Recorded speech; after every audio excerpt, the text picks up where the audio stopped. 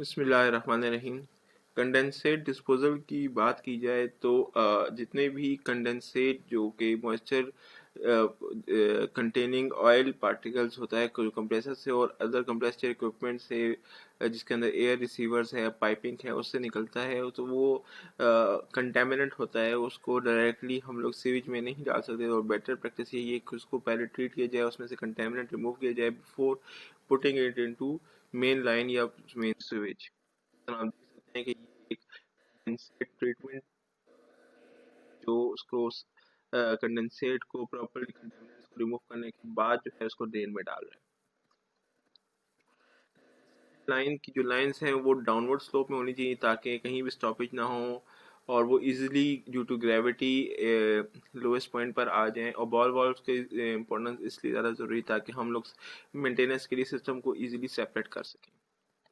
Clean air take बहुत ज़्यादा ज़रूरी है एक कंप्रेसर रूम के लिए, क्योंकि अगर clean air take inside and around the compressor room नहीं होगी तो क्या होगा कि जो डस्ट पार्टिकल्स होंगे, कंटेमिनेंट्स होंगे, वो कंप्रेसर डाइजेस्ट करेगा, जिसकी वजह से उसकी परफॉर्मेंस ख़राब होगी, उसकी हेल्थ ख़राब डिटोरेट होगी और उसकी शेल्फ लाइफ कम से कम तर होती जाएगी। लाइंस के चोक होने का खतरा होता है और आगे न्यूमेटिक टूल्स के चोक होने का खतरा होता है। पार्किंग लॉट के साथ ही एक कंप्रेसर रूम लगा हुआ है और जिस समय गाड़ियां स्टार्ट होंगी तो उसका धुआं जो है वो डाइजेस्ट कर लेगा कंप्रेसर रूम। अगर हमारे पास जिस तरह आइडियल वो सिनेरियो है, आइडियल एक कंडीशन है पाकिस्तान में कि नॉर्थ साइड से इनटेक और साउथ साइड से आउटलेट होनी चाहिए। अगर इस तरह हमारे पास अवेलेबल नहीं किसी कंप्रेसर रूम में तो फिर उसका अल्टरनेट डक्टिंग होती है। डक्टिंग वैसे तो प्रेफरेबल इनटेक के लिए नहीं है, लेकिन अगर सिचुएशन डिमांड तो इनटेक और आउटलेट दोनों के लिए ही डक्टिंग यूज हो सकती है। मैंने कहा डक्टिंग इनलेट और आउटलेट या अलग के लिए अलग अलग या बोथ के लिए हो सकता है। ये सिचुएशन टू सिचुएशन वेरी करता है। डक्टिंग जो है वो प्रॉपरली कैलकुलेट होनी चाहिए, प्रॉपरली साइज होनी चाहिए ताकि बैक प्रेशर को हम लोग मिनिमम रख सकें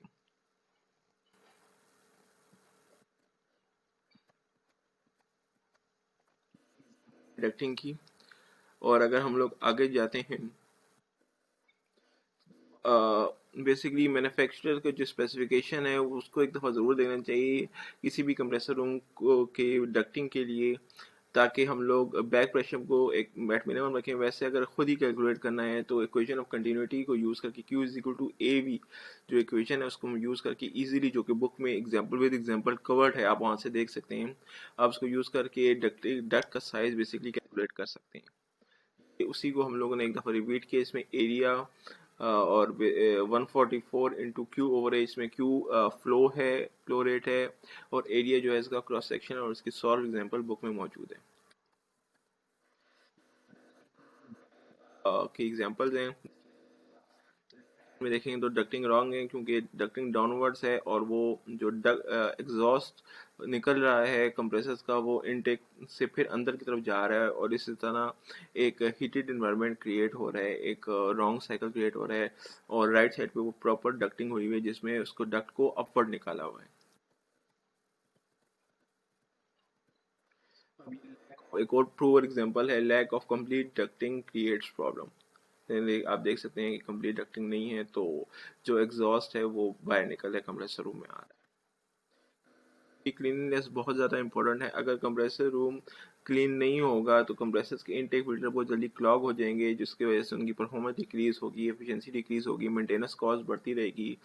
कूलिंग में अगर नेगेटिवली इम्पैक्ट होगा तो कंप्रेसर का मेंटेनेंस ज़्यादा होता जाएगा, उसकी एफिशिएंसी डिक्रीज होगी और ड्रायर की परफॉर्मेंस जो है वो ख़राब हो जाएगी। न्यूमेटिक टूल को कैरी ओवर बढ़ जाएगा डस्ट का, उसके पार्टिकल्स का, और उनके चोक होने का भी खतरा रहता है।